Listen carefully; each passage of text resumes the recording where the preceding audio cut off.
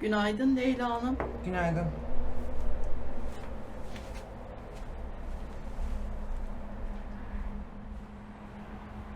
Günaydın Suzan. Dün hazırladığım dosyaları bilgisayardan tekrar kontrol eder misin lütfen? Toplantıdaki gösterimde sorun çıksın istemiyorum biliyorsun. Hayır, Vural Bey'in önceden görmesine gerek yok dosyayı. Zaten toplantıdan sonra açıklanacak Dubai'ye kimin atanacağı, o yüzden... Üzülecek bir şey yok Suzan. Bir ömür boyu benimle birlikte çalışmak zorunda değilsin. Sen benim dediğim kontrolleri yap. Ben birazdan çıkıyorum, tamam? Bay bay.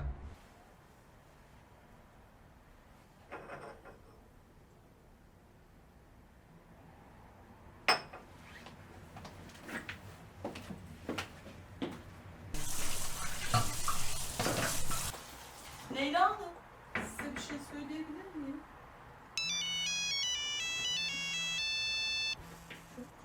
Çabuk hadi.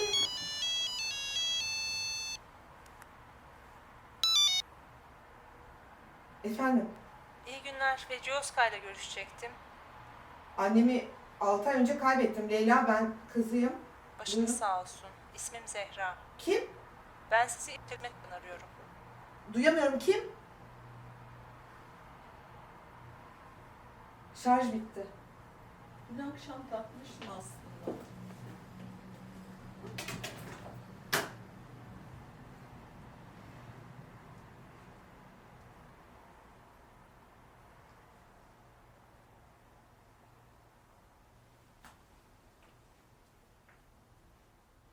Alo.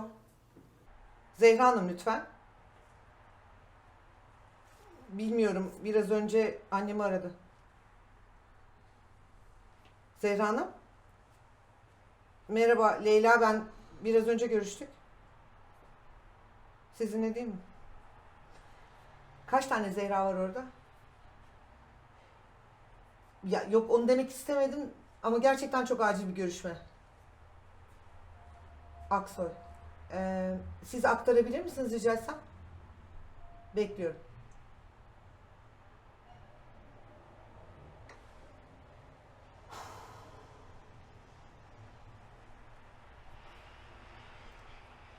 Alo, Zehra Aksoy lütfen. Zehra Hanım, merhaba. Leyla ben. Biraz önce evet hat kesildi. Evet, Leyla Hanım, sizinle özel bir konu hakkında konuşmak istiyorum. Bugün buraya gelebilir misiniz? Bugün imkansız. Çok önemli bir görüşmem var. Şu anda da çok geç kaldım. Konu neydi? Maalesef telefonda bilgi veremiyorum. Müsait olduğunuz en yakın Peki. zamanda gelebilirseniz karşılıklı konuşuruz. Yani ben bana göre müsait olan bir zamanda gelmeye çalışacağım o zaman. En yakın zamanda görüşmek üzere. İyi günler. Leyla Hanım, torunun okulda toplantısı var öğleden sonra. Kız izin alamıyor. Ben gideceğim, izin verirsiniz. Kusura bakmayın. Öğleden sonra izin kullanabilir miyim? Yani ne şahane doğum günü.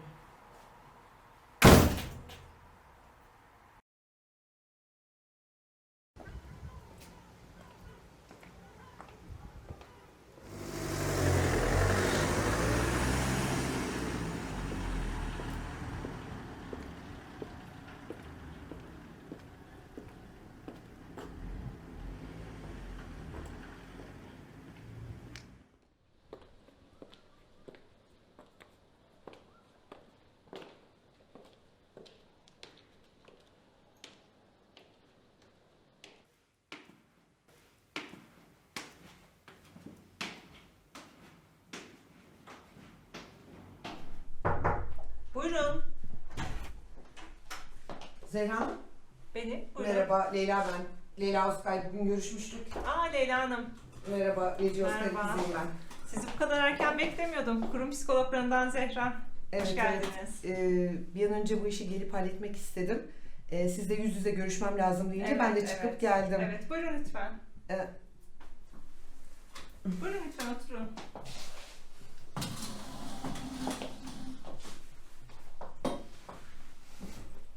İçecek bir şey alır mısınız, çay kahve? Almayayım, çok teşekkürler. Gerçekten çok fazla vaktim yok.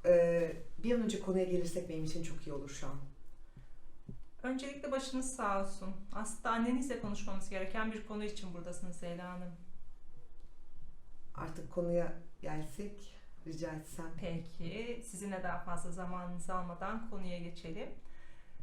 Annenizin Suriye ile nasıl bir bağlantısı vardı Leyla Hanım biliyor musunuz? Benim bildiğim bir bağlantısı yok ama bu soruyu sorduğunuza göre siz benden daha çok şey biliyorsunuz şu an galiba. Peki o zaman şöyle sorayım. Suriye'nin herhangi bir bölgesinde yaşayan akrabalarınız var mı Leyla Hanım? Annenizin vefat ettiğini söylediniz ama telefonu hala açık. Ya bunun özel bir sebebi var mı? Yani bir haber beklemek veya sizi arayacak birileri falan mı var? Şu gizemli konuşmaları bir tarafa bıraksak. Bunları soruyorum çünkü bu bilgiler bizim için çok önemli. Peki, o zaman ben size bildiklerimi anlatayım. Siz de bana neden burada olduğumu bir an önce açıklayın lütfen, olur mu? Benim anneannem Suriye'nin Humus şehrine bağlı bir köyden. Adını tam hatırlayamıyorum şimdi. Selanikli dedemle orada tanışmışlar. Birkaç gün içinde de evlenmeye karar vermişler. İstanbul'da evlendiler. Ve anneannem bir daha doğduğu toprakları hiç göremeden öldü maalesef. Bir 4-5 yıl kadar önce galiba Humus yerle bir olduğunda annem çok üzüldü, çok ağladı. Ama ben onu o zaman çok fazla dinlemedim. Çünkü dinleyecek vaktim yoktu. Haftada bir iki kez ona anca uğrayabiliyordum. İşte bu kısa sürede nasıl olduğunu, neye ihtiyacı olduğunu öğrenmek yerine yani oturup onunla geçmişi konuşmak istemedim açıkçası. Anlıyorum, çok yoğun bir hayatınız olmuş. Hatta burada olmanıza sebep olan konuyu konuşacak fırsatınız da olmamış. Yoğunluktan değil Zehra Hanım. Ben pek annemin kızı değilim de o yüzden. Annem ve babam memuriyetleri sebebiyle Anadolu'da dolaşırken ben 11 yaşından beri hem burslu hem yatılı okudum. Yatılı okullarda okumak zordur. Ama ben orada hayata dair çok şey öğrendim. Hafta sonları da artık yalnız yaşayan anneannemin yanına evci çıktım. Bana pek çok ilki anneannem öğretti. Hatta ana dili olan Arapçayı bile. Annem yani mesleği gereği biraz otoriter bir kadındı. Gençliğim çok da sorunsuz geçmedi benim. Yaşlanınca biraz yumuşadı tabii ama o zaman da benim tekrar anne kız olacak vaktim yoktu. Bütün bunları size neden anlatıyorum inanın bilmiyorum. Bunları daha fazla konuşmayalım isterseniz. Peki telefon Leyla Hanım? Annem kanserden öldü. Çok acı çekmedi ama bir süre evde hasta yattı. Yani ona ne zaman gitsem işte bu telefon açık kalsın, sakın kapatma ben ölürsem gibi bir sürü şey söyledi. Yani ben de vasiyeti kabul ettim. Onunla aramda belki bir bağ kalsın istedim. Çünkü o öldüğünden beri benim hayatta kalan hiç akrabam yok artık. Leyla Hanım, size ne yazık ki benim açıklamam gereken çok önemli bir konu var. Sanıyorum bu durumda benden başka anlatabilecek kimse de kalmamış ailenizden. Anneniz sizi 1980 yılında Suriye'nin Humus şehrine bağlı bir Süryani bölgesi olan Havari köyünden evlat edinmiş. Bunlar da evlat edinildiğinize dair kurum arşivinde gizli olan belgeler. Burası savaş başladıktan sonra Müslüman ve Hristiyan nüfusu nedeniyle tarafsız kalmayı denemiş. Hatta zaman zaman insani koridor olarak da kullanılmış. 2015 Ağustos'unda bölgeye IŞİD girmiş ve özellikle Hristiyan nüfusu katletmiş. Şu an bölgeye Suriye ordusu hakim. Yani artık herkes bir tarafa dağılmış durumda. Pardon. Bir dakika. Kim evlatlık, ben mi? Kamera şakası falan mı bu? Şaşırmanızı anlıyorum Zehra Hanım. Bir dakika. Ama- Bir dakika. Ben bu fotoğraftaki kadını tanımıyorum. Yani savaş ve mülteciler sizin herhalde aklınızı iyice karıştırdı. Çünkü bu saçma belgelerde çok büyük bir hata var. Bir kere bunların hiçbiri orijinal değil. Hepsi tercüme. Ben bunların hepsinin orijinallerini görmek istiyorum hem de hemen. Evrakların orijinallerini elbette görebilirsiniz. Ancak daha önce konuşmamız gereken bir konu daha var. Ayrıca benim nüfus kaydımda böyle bir şey yazmıyor. Türk Medeni Kanunu'na göre bebeklerin evlat edinilmesi durumunda anne ve baba hanesine evlat edinen kişilerin isimleri yazılır. Sonrasında da herhangi bir mahkeme kararı yoksa veya evlat edinilen kişinin bir talebi yoksa bu belgeler bir daha açılmamak üzere mühürlenir. Peki ben neden buradayım o halde? Şöyle açıklayayım. Eğer evlat edinilmeseydiniz şu an savaşın ortasında kalmış veya bir mülteci olarak başka bir ülkeye sığınmış ya da en kötüsü hayatınızı kaybetmiş olabilirdiniz. Ben mülteci değilim. Kimliğim var benim.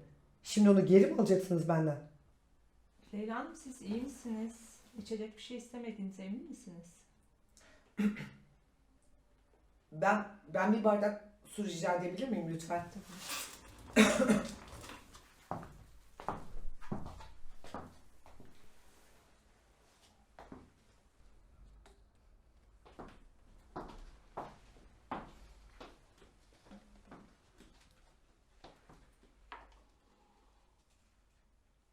Bir ay kadar önce Irak sınırından Türkiye'ye 20 çocuk ve 5 yetişkin düzensiz giriş yaptılar. Bu gruptan 2 çocuk ve 1 yetişkin İzmir'e kurumumuza yönlendirildi. Çocuklardan 7 yaşında olanı yaşadığı savaş travmaları sebebiyle hiç konuşmuyor. Benimle ne ilgisi var bunların? Bu grup Havariköy ve çevresinden geldi Leyla Hanım. Konuşmayan çocuk yani Vahap, refakatçisi olan köy muhtarının bize verdiği bilgilere göre sizin öz yeğeniniz. Muhtar onu aslında annenize, şu durumda da size teslim etmek istiyor. Öz yeğenim mi? Benim bir de kardeşim mi var? Biyolojik anneniz 1980 yılında ikiz bebekler dünyaya getirmiş. Babanız ortadan kaybolunca anneniz bebeklerle yalnız kalmış. Tam da o dönemde köye anneniz Beciye Hanım ve o köyden olan anneanneniz gelmiş. Ve yasal yollarla bir bebek evlat edinmek istediklerini söylemişler. Muhtar annenizi çok iyi hatırlıyor. Muhtarın aklına da ilk siz ve kız kardeşiniz gelmiş. Annesi nerede bu çocuğun? İkiz kardeşiniz ve eşi 2011'de başlayan Humus direnişinin aktif üyeleri arasındaymış. Bu kuşatma sırasında 150 bin kişi hayatını kaybetti. Maalesef kız kardeşiniz de bu kişiler arasındaymış Leyla Hanım. Peki annemin telefon numarası sizden arıyor? Anneniz savaştan hemen önce köye bir defa daha gitmiş ve telefon numarasını muhtara bırakmış. Sanırım anneniz için beklenen telefon buydu Leyla Hanım. Benim annem bir de oraya mı gitmiş? Şu an hiç tanımadığım bir kadını anlatıyorsunuz bana, inanın. Ben bu çocuğu almak istemiyorum. Yani öyle pazardan elma alır gibi çocuk falan alamam ben. Ben buradan gitmek istiyorum. Bu çocuğu da almak istemiyorum. Yani gerçekten istemiyorum.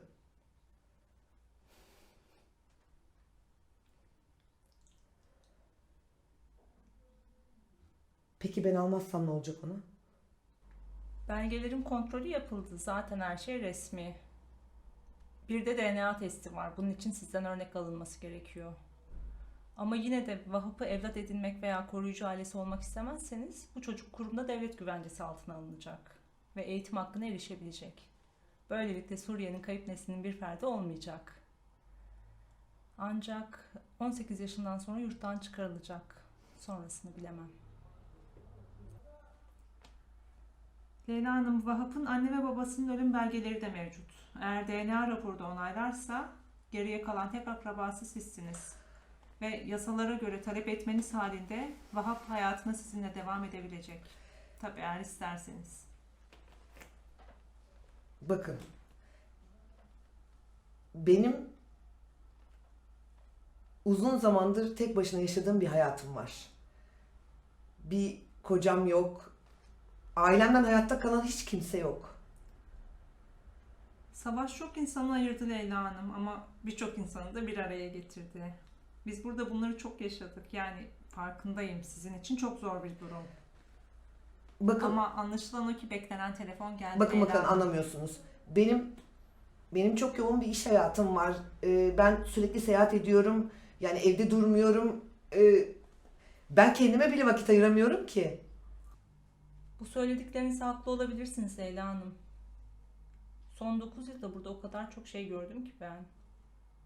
Bakın Vahap savaşın ortasına doğmuş. Çok küçük yaşta anne ve babasını kaybetmiş. Yaşlı bir köy muhtarıyla yerinden edilmiş ve birçok zorluğu aşarak buraya kadar gelebilmiş. Bana bunları hazretmem için zaman verin.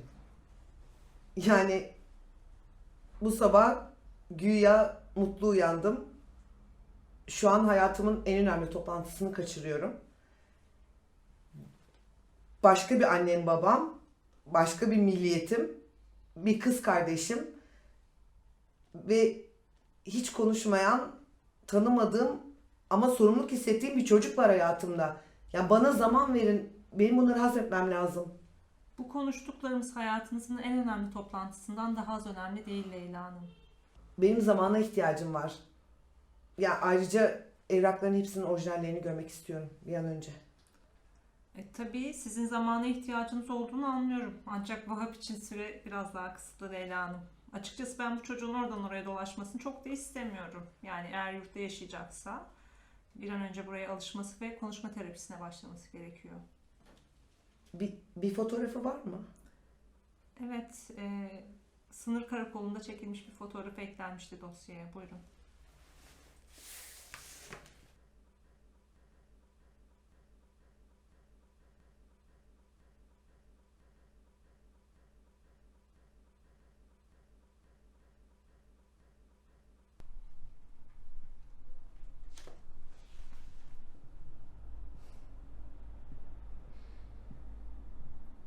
Adı neydi? Vahap, Hayır, annesi. Yelda. En uzun gece. Biliyor musunuz? Leyla da en karanlık gece demek Arapça. Leyla Hanım isterseniz sizi muhtarla da görüştürebilirim. Böylece evrakların orijinallerini de görebilirsiniz. Ben sizi en kısa sürede arayacağım. Tabii.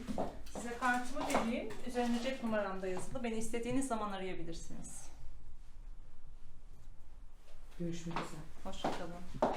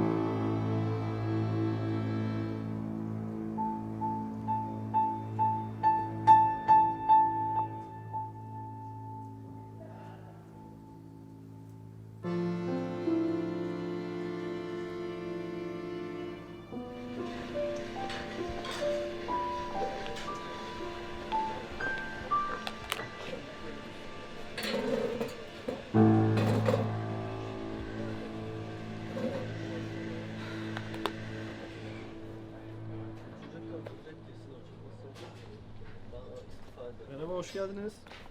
Merhaba.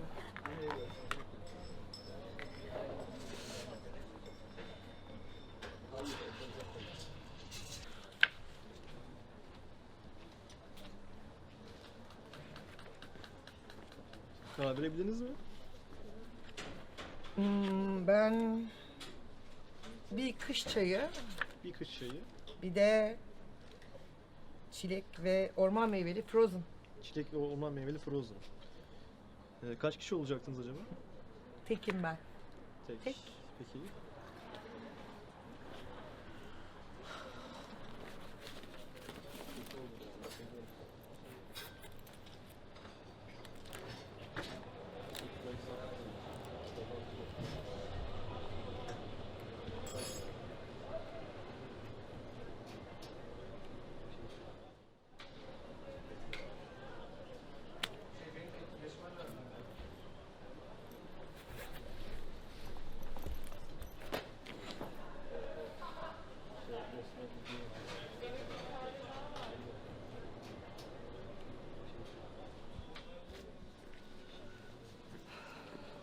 Çilekli frozen ve kış çayı.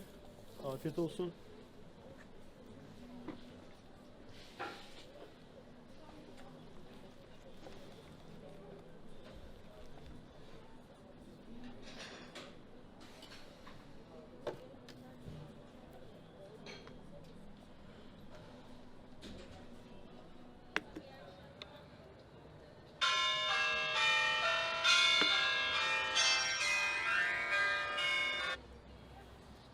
Efendim? Ofiste peşinden koştum ama yetişemedim. Tebrikler. Dubai'ye gidiyorsun. Evet, evet. Yani benim de şimdi haberim oldu. Bugün çok önemli bir işim vardı. Gelemedim toplantıya. Ama senin seçileceğin belliydi zaten. Bekar, çocuksuz. 3 günde Tufan, toplanıp gidersin şimdi Tufan, işin başına. Daha sonra konuşalım mı? Yani şu an gerçekten müsait değilim. O zaman bir akşam gitmeden bunu kutlamalıyız. Tamam. Ha, ha, Leyla'cığım. görüşürüz. Görüşelim mutlaka.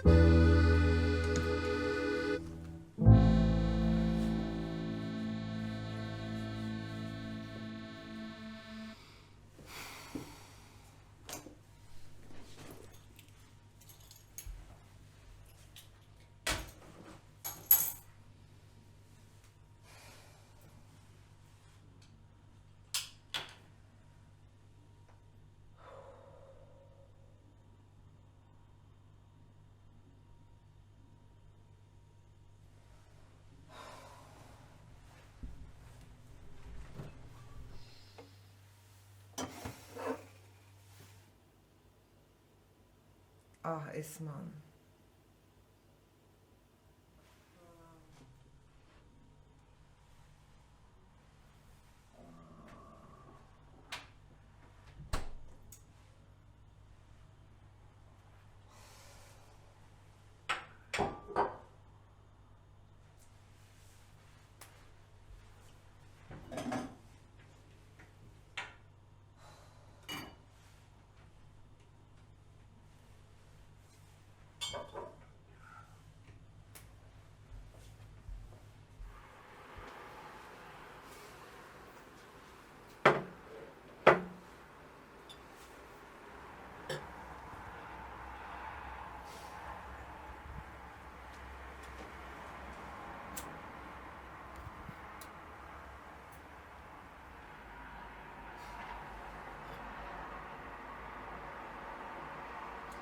Doğum günümüz kutlu olsun Vahap.